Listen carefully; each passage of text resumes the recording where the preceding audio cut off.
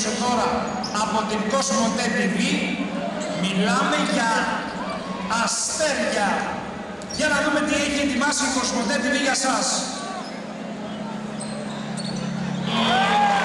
Οι τυχεροί που πιάσαν τα 5 πορτοκαλί μπαλάκια, αυτοί που τα έχουν στο χέρι τους, θα κατέβουν στον αγωνιστικό χώρο. Είναι οι επόμενοι 5 τυχεροί που θα έρθουν στον αγωνιστικό χώρο για περισσότερες εκπλήξεις.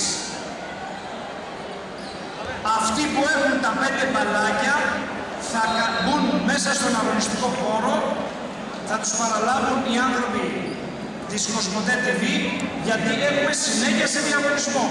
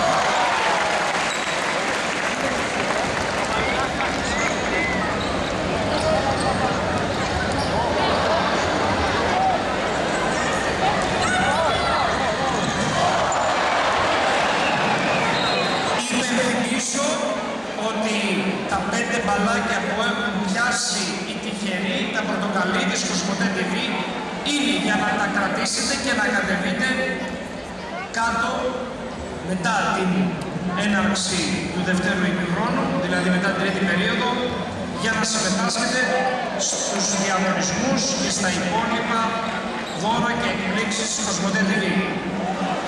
Φίλες και φίλοι, να μην ξεχνάμε ότι αυτό το υπέροχο event, το Αντιτοκούμπρος event, είναι μια ξεχωριστή και μοναδική δημιουργία του site eurocoach.net.